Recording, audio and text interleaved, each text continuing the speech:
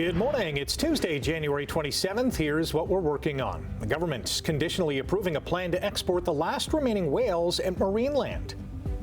Premier Ford says Ontario will be part of the federal government's auto strategy. And the Edmonton Oilers entering the NHL history books in a lopsided win over Anaheim.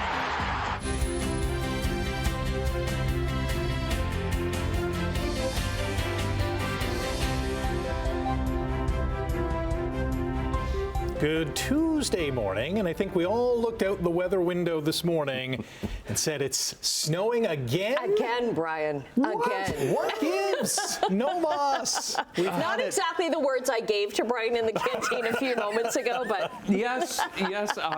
We shall not repeat. I think we have the gist of what's going, how we all feel this morning. It's like not more snow. We're getting more snow, and we're getting winds as well. I mean, you step outside, that wind chill just goes ba-bam, yes. And it feels like minus 28 right now is the wind chill, because those winds are gusting to about 48 kilometers an hour right now. So we have strong and gusty winds. We have snow now, but the snow is light, but the snow is blowing fairly hard around the area, and you can see it in some of our traffic lights, the standards here. Snow is coming down at the moment, so we're expecting to get 2 to 4 centimeters more today to add insult to injury to what we had on Sunday, and of course lingering yesterday with all the cleanup. But it's going to continue to be cold. We have a cold weather alert in effect for just about all of southern Ontario. Temperature today will climb to -9, but we'll still have wind chill values around -18 to -19 for the day today. So it's going to be bitterly cold, and we are going to get more snow, but not a lot, thankfully. All right, we'll talk about that coming up. Traffic this morning, it's doing okay. We have no problems. We have no collisions. It's just snow, blowing snow, and snowy roads. The crews, of course, have been doing their thing, so looks pretty good right there. That's our exclusive camera at Waterdown Road area. To some MTO traffic cameras. Here's the Red Hill Creek. Toronto-bound lanes heading away from us on that shot. Top of the Burlington Skyway Bridge. Now you're starting to see some lines on the highway now as the snow gets a little bit heavier, and it's snowing fairly heavily here at the QEW and 3rd line. You can see it in the light standard there. Toronto-bound lanes coming towards us, so everybody's taking it slowly. And once again, winter driving conditions. Be careful. Weather and traffic, all the details coming up. Right now, the news. Thank you, Brian. The federal government has conditionally approved a plan to export the last remaining captive whales at Marineland in Niagara Falls to the United States. Simone Gavros has been following this story and joins us live in the studio this morning with the details. Good morning, Simone. Good morning, Rick. This conditional approval saves the 30 belugas and 4 dolphins from being euthanized at the end of the month. That was part of Marineland's imminent deadline to issue these export permits. Now, Fisheries Minister Joanne Thompson posted the following statement on X yesterday, writing, quote, "I will issue the final permits once final required information is received from Marineland. My focus throughout has been the best interest of the whales, and that's what has guided this decision." Sources say the park is in discussions with Shed Aquarium in Chicago, Georgia Aquarium in Atlanta, Mystic Aquarium in Connecticut, and SeaWorld, which has 3 locations in the United States. 3 of the institutions said last week they visited Marineland to check on the whales, but any deal at that time was premature. Now, the latest export plan comes 3 months after Marineland applied for permits to move the whales to an aquarium in China. The fisheries minister denied that plan on the grounds that it would subject the whales to future performing in captivity. That became outlawed in Canada in 2019, but Marineland's animals were grandfathered in at the time. Now, one former Marineland trainer posted on social media yesterday calling this conditional permit approval a huge step in the right direction, but says there are still logistical hurdles that could affect the outcome. Now, meantime, advocacy group Animal Justice calls the relocation of the whales and dolphins disappointing and heartbreaking. They issued a statement yesterday calling for the whales to be protected from being bred in the U.S., which is illegal here in Canada. Annette, back over to you. Okay, thanks very much. Premier Doug Ford says Ontario will be part of Canada's auto strategy. After a meeting with the federal industry minister, Ford says the plan is great. The idea of this auto task force will be about looking at future strategic investments and making sure also that we protect our workforce, and particularly our unionized workforce, and also making sure that trade works for workers and that they don't feel that it's going against them. Although Industry Minister Melanie Joly and Premier Ford gave few details of their meeting, Ford repeated that any companies bringing vehicles into Canada should be of benefit to existing auto plants and workers. Ford was really upset over Prime Minister Mark Carney's deal with China to lower agricultural tariffs in exchange for allowing lower tariffs on Chinese electric vehicles. He had said it would hurt Ontario's auto industry. Now, Premier Ford also met with the Prime Minister early yesterday, stopping in to a Toronto pizza shop. Ford said that their conversation was productive on a range of topics and says while families often disagree, he agrees with about 98% of the federal government's decisions. U.S. Treasury Secretary claims our Prime Minister has, quote, aggressively walked back some of the comments from last week's speech in Davos. In an interview with Fox News, Treasury Secretary Scott Bessent says it happened during a phone call between Carney and U.S. President Donald Trump. Carney's office hasn't commented on the call or the alleged walkback. The Prime Minister received a standing ovation for his remarks at the World Economic Forum. In the speech, he urged nations to accept the end of a rules-based global order and pointed to Canada as an example of how middle powers might act together to avoid being victimized.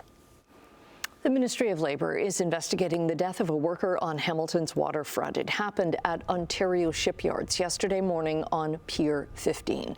Hamilton police say the worker fell into the water while performing their duties and died of their injuries. The ministry says it can't provide any more details while the investigation is ongoing. A Hamilton woman has been arrested after money was taken from a Hamilton care group. Hamilton police say $72,000 was taken from a fundraising account for Rigel Supports for Community Living.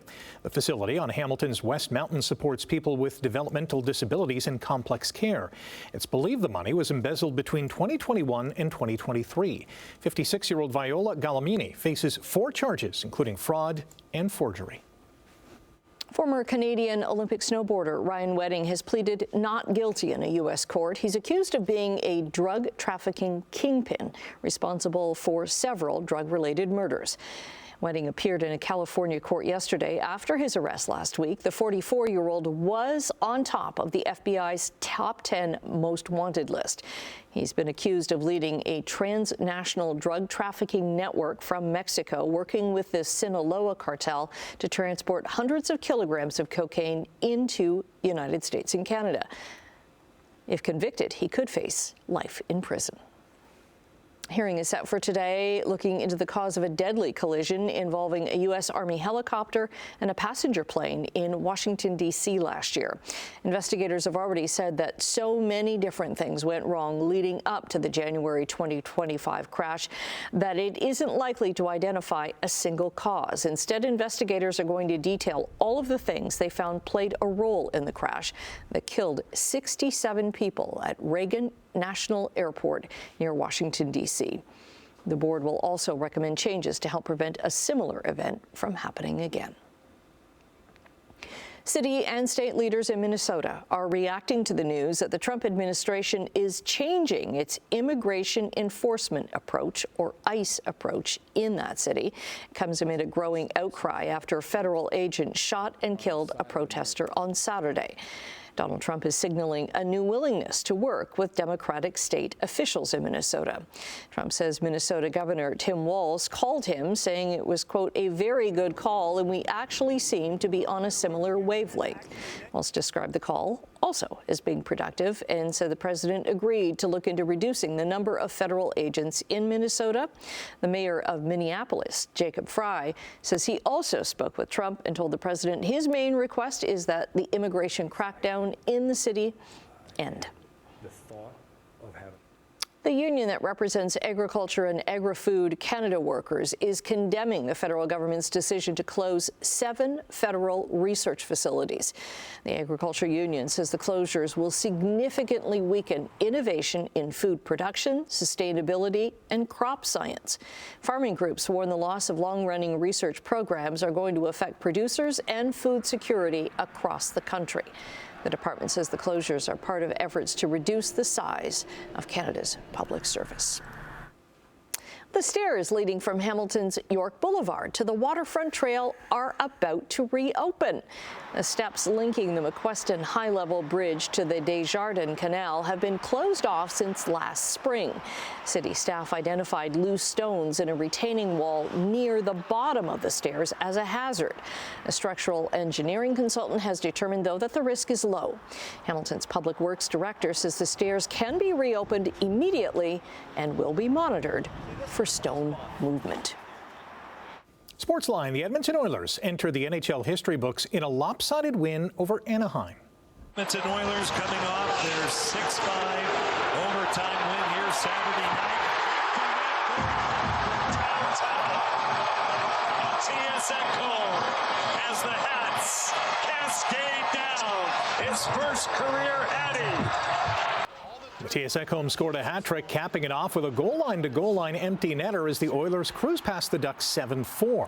Anaheim's Michael Granlund also scored 3 goals, all on the power play, while Leon Draisaitl had 4 assists for Edmonton. But it was the Oilers' defense corps that stole the spotlight by scoring 4 goals in a span of 3 minutes, 49 seconds in the second period, and that is the fastest in NHL history.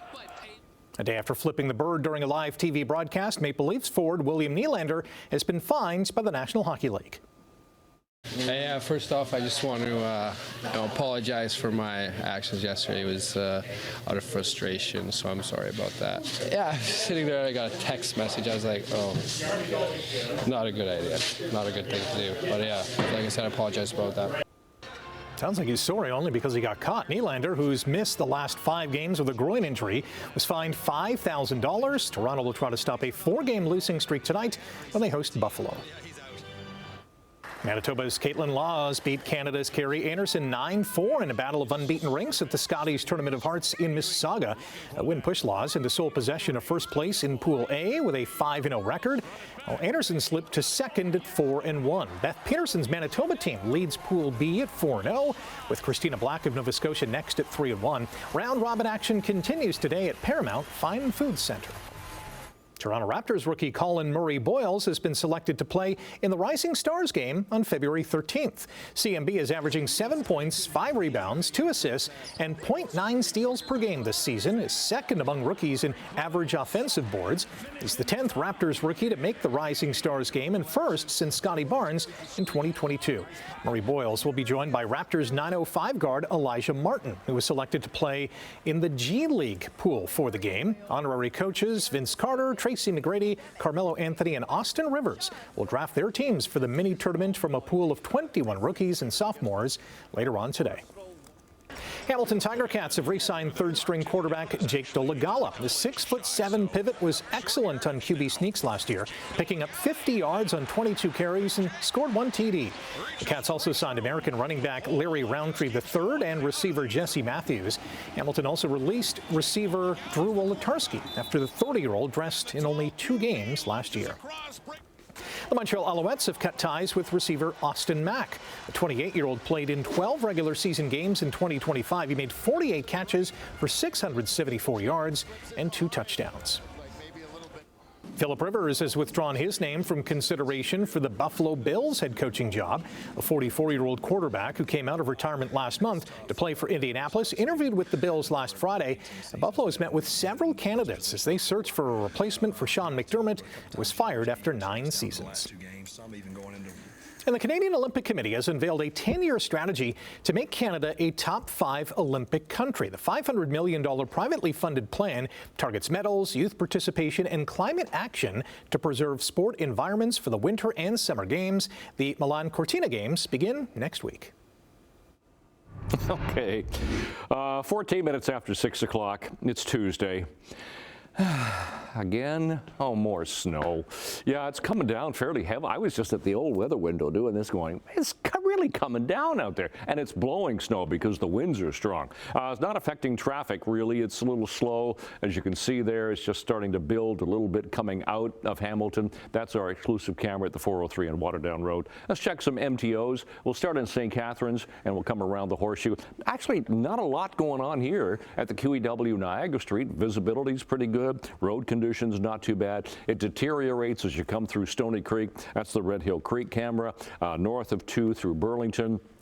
East of Royal Windsor in Oakville, and we'll flip ahead to Mississauga. This is the QEW at Dixie. No problems on the roads, but those roads could be getting slippery once again because of the snow and blowing snow that we're getting right now. Let's go to our temperature right now. It is a cold start to our morning. Minus 16 is our temperature. That's about a degree colder than we were yesterday morning at this time. Wind chill is minus 28 at the moment because look at those winds. They're south-southwest 28 gusting to 43. Now they were gusting to 48 last hour, so they've come down a little bit, but that's really blowing the snow around right now. So as you look ahead to the day today, going to get some flurries, we're going to get some blowing snow, 2 to 4 centimeters around the Horseshoe. And a high of minus 9, which is where we got to yesterday. And look at the area of snow that we're getting right now. This is a 6-hour loop. This is what's come across southern Ontario and is settling itself into the Horseshoe at the moment. Cold front approaching. Oh, that's what we need. More cold air. Yeah, and it's going to be cold. We're going to have dangerous wind chills once again. It's going to be cold for the next number of days, and we're going to continue to get some snow squalls. But today, temperatures minus 8 for Niagara, minus 9 to 7 around the rest of the Horseshoe. 2 to 4 centimeters today once again. Tonight, the snow will taper off, but it's going to be bitterly cold. Minus 17, minus 19, minus 16 degrees, 15, and we're looking at wind chill values into the mid-minus 20s depending on where you are tonight. And then tomorrow, minus 10 to minus 11, so even colder for the day tomorrow. We'll have some sunshine in the morning, but then we're going to see those flurries develop and blowing snow into the afternoon. So 27th of January, what do we got? We've got light snow, we've got blowing snow. Temperature right now sitting at minus 16. Yeah, but then you factor in the winds. The wind chill is minus 28 at the moment. That's dangerously cold. We'll look at the long range, of course, for the weekend, and of course, February getting closer. Coming up, Annette, Rick. Okay, thank you, Brian. Thanks, Brian. Coming up after the break, it didn't take long for China to place orders for canola after Prime Minister Carney's recent visit. The details coming up.